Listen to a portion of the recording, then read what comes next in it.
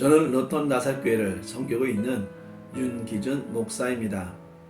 말씀을 마음에 새기고 말씀에 순종하는 삶을 사는 복된 하루가 되기를 진심으로 바랍니다. 사람은 서로 의지하며 살게 되어 있습니다. 서로를 의지하며 살게 우리는 의지하는 삶이 어떠한 삶인지를 알고 있습니다. 우리는 하나님의 은혜로 하나님의 자녀가 되었습니다. 하나님의 자녀된 우리는 무엇보다도 하나님을 의지하는 삶을 살아야 합니다. 서로가 서로를 의지하는 삶이 중요하지만 더욱 중요한 것은 바로 하나님을 의지하는 삶입니다. 오늘 우리가 드려야 할 말씀은 시편 125편입니다. 여호와를 의지하는 자는 시온산이 흔들리지 아니하고 영원히 있음 같도다.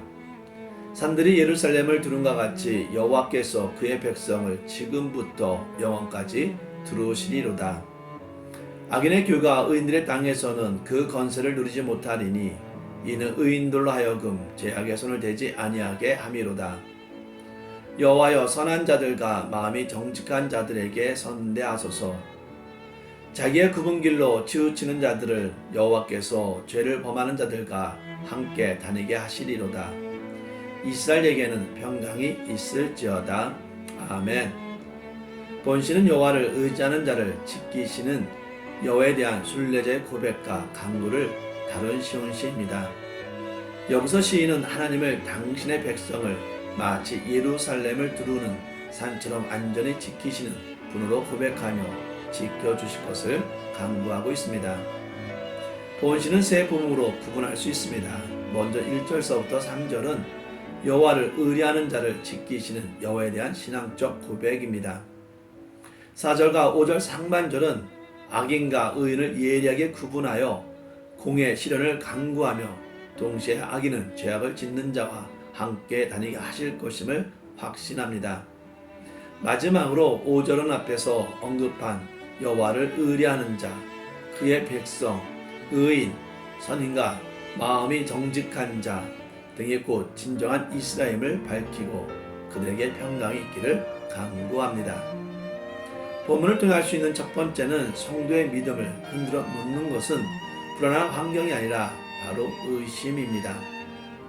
1절을 보면 여호와를 의뢰하는 자는 시온산에 이동치 아니하고 영원히 있음 같도다 라고 하였습니다. 의지하다 동사는 자신을 완전히 다른 것에 내어 맡기다의 의미입니다. 본절에서는 의뢰하는 대상이 여호와로 제시되고 있는데 이는 자신의 모든 문제를 여호와께 온전히 내어 맡기고 그 결과를 수용한다는 의미입니다. 시인은 이와 같이 하나님을 의뢰하는 자는 시온산처럼 요동함이 없는 상태에 이른다고 말하고 있습니다. 여기서 요동친다는 것은 폭풍이나 강한 비바람이 불 때 흔들리는 것을 가리킵니다. 즉 이것은 외부의 힘에 의하여 흔들리는 일이 절대 없다는 의미입니다. 아무리 거센 바람이 분다고 해도 산은 흔들리지 않습니다. 비록 산에 있는 모든 것이 바람에 흔들린다 할지라도 산은 결코 흔들리지 않습니다. 이와 같이 여호와를 의지하는 자는 어떠한 일에도 흔들리지 않을 것입니다. 하나님을 의지함으로 인해 어떤 환경에서도 흔들림이 없어야 합니다. 존 버니언의 전류 역정은 주인공 크리스찬이 멸망한 도시를 떠나 영원한 도성인 시온산을 향해 가는 것을 그린 우화 소설입니다. 그 중에 이런 내용이 있습니다. 크리스찬은 순례길을 가다가 고난이라는 산에 이르게 되었습니다. 그 산을 올라가는데 불신과 두려움이라는 이름을 가진 두 사람이 산을 내려오고 있었습니다.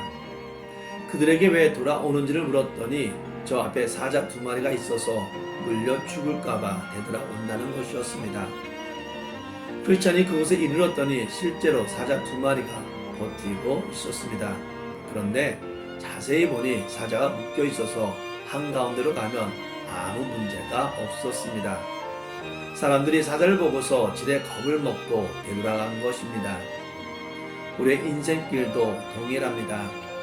아무리 사자들이 으르렁거리고 있어도 아무리 사자가 삼킬 사람을 찾을지라도 하나님께서 다 묶어 놓으셨습니다.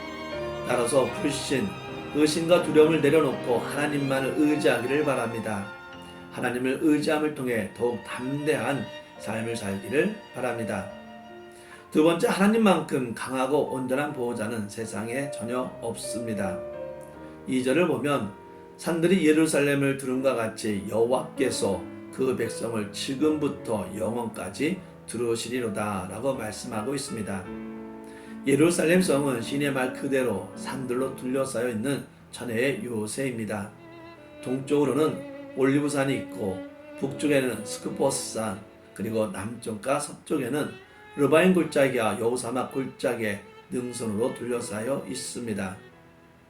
그렇기 때문에 아무리 강력한 군대로 무장하고 공격을 감행한다 할지라도 방어의 진을 뚫기가 여간 어려운 것이 아니었습니다. 이와 같은 전의 요새와 같은 성격을 가지고 있었기에 시인은 하나님의 보호하심을 예루살렘에 비유하여 설명하고 있는 것입니다. 사랑하는 나사렛 묵상 성도 여러분, 우리는 이처럼 강력한 요새가 되시는 하나님을 믿고 신뢰해야 합니다. 이 요새보다, 이 장막보다 더 확실한 보호자는 이 세상에 절대로 없다는 사실을 깨달아야 합니다. 성도 여러분, 우리 모두는 세상에 누구도 베풀 수 없는 완전 무결한 보호, 확실한 보호를 하나님으로부터 받고 있음을 믿으시기를 바랍니다. 우리의 가장 강력한 보호자가 되셔서 영원히 우리를 두루시고 지키시는 하나님을 바라보고 그분께 성도의 삶을 의탁할 수 있기를 바랍니다. 하나님은 당신을 믿는 모든 이들을 온전히 지키실 것이며 그 믿음을 지닌 성도들은 세상에서도 조금도 두렵지 않고 유동치지 않는 견고한 삶을 살아가게 될 것입니다. 세 번째는 이스라엘 평강을 강구하고 있습니다. 본시의 후반부인 본문에서 시인은 이스라엘에게 평강의 축복을 하고 있습니다. 여기서 이스라엘이란 하나님의 말씀을 듣고 곱고 평탄한 길로 가는 정직한 자를 의미합니다. 또한 본시를 시작하면서 1절에서 언급했던 여호와를 의지하는 자를 의미합니다. 본절에서 언급하고 있는 평강은 단순히 분쟁이 없는 상태가 아니라 영육 간의 모든 것이 구비됨으로 부족함이 없는 상태, 혹은 마음의 갈등이 해소된 상태를 가리킵니다. 특히 본시가 바벨론 포로 귀환 이후 사마리아인들과의 갈등 상황에서 지어진 것으로 볼 때 본절에서 구하고 있는 평강이란 이러한 갈등을 원만히 극복할 뿐만 아니라 더 나아가서 이스라엘의 완전한 회복의 상태를 의미합니다. 시인은 본시를 마치면서 이스라엘의 축복을 기원하고 있습니다. 본시를 통해 의심과 두려움이 아닌 믿음으로 하나님만 의지하시기를 바랍니다. 왜냐하면 하나님만큼 강하고 온전한 보호자가 없기 때문입니다. 또한 하나님을 의지할 때 평강의 은혜가 있음을 믿으며 더욱 강건한 믿음의 삶을 살기를 바랍니다. 기도하겠습니다. 전능하시고 주관자이신 하나님을 찬양합니다. 하나님의 권능으로 연약한 저희를 보호하고 지켜주심에 감사를 드리며 우리의 믿음으로 전능하신 하나님을 절대적으로 의지함을 통해 보호함을 체험하고 평강의 삶을 살게 하여 주시옵소서.